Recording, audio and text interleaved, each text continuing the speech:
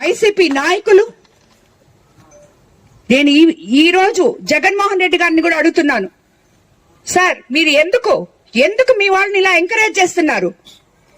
ఏం తప్పు చేశామని మహిళలకి ఇంత అన్యాయం ఎందుకు?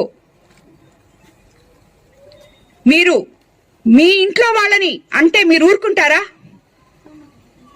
ఒక్కసారి మీరు ఈ మాట్లాడే వాళ్ళకి ఒక్కరికొక్కరికి ఫోన్ చేసి ఏం చేస్తున్నారా మీరు, మీ మాటలు వెనక్కి తీసుకోండి, ఒక మహిళని, కుటుంబ స్త్రీని ఎందుకు ఇలా మాట్లాడుతున్నారు అని ఒక్క మాట అడగలేకపోయారు.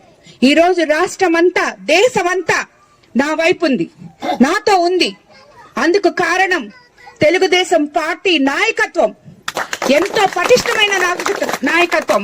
ఉమ్మడి ప్రభుత్వం చంద్రబాబు నాయుడు గారి దగ్గర నుంచి, లోకేష్ బాబు గారి దగ్గర నుంచి, ఈ రోజు పవన్ కళ్యాణ్ గారి దగ్గర నుంచి, భువనేశ్వరమ్మ దగ్గర నుంచి అందరూ నన్ను ఓన్ చేసుకొని వాళ్ళ బిడ్డలాగా, వాళ్ళ కుటుంబ సభ్యురాల్లాగా ఈ రోజు ప్రతి ఎమ్మెల్యే, ప్రతి ఎంపీ, ప్రతి మినిస్టరు, అందరూ అధికారులు ప్రతి ఒక్కరూ ఒక లైన్ కొచ్చి ఒక ఆడబిడ్డకి అన్యాయం జరిగింది అని మాట్లాడుతుంటే ఇంకా అచ్చొచ్చిన ఆంబోతుల్ని ఊరి మీద వదిలి వాళ్ళు చేసింది నిజము, వాళ్ళు మాట్లాడింది నిజము అని మీ నాయకుల చేత చెప్పిస్తూ, ఏం తప్పు మాట్లాడాడు ప్రసన్నని మాట్లాడిస్తూ, మాట్లాడిన మాటలు నేను వెనక్కి తీసుకొని నేను కరెక్ట్ మాట్లాడినాను అంటాడు.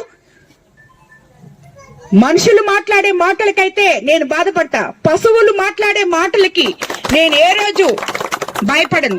మీరు ఈ కోవూరు నియోజకవర్గంలో ప్రజల అండదండలు నాకు ఉన్నాయి అని చెప్పి తెలుసుకొని, తిరిగి మళ్ళీ మీరు ఇక్కడికి అడుగు పెట్టలేరు అని తెలుసుకొని, ఈ ఫ్రస్ట్రేషన్ లో ఇష్టం వచ్చినట్టు మాట్లాడుతున్నారు. ఇది కరెక్ట్ కాదు. ఏ మహిళా నాయకురాలు తిరిగి ఈరోజు సభ్య సమాజం తలదించుకునేటట్టు మీరు మాట్లాడిన మాటలకి ఎవ్వరు కూడా దీన్ని హర్షించరు. ఇంకొక నాయకురాలికి ఇది జరగకూడదు. జరిగితే తెలుగుదేశం ప్రభుత్వం ఒప్పుకోదు అని చెప్పి మీకు నిరూపిస్తాం.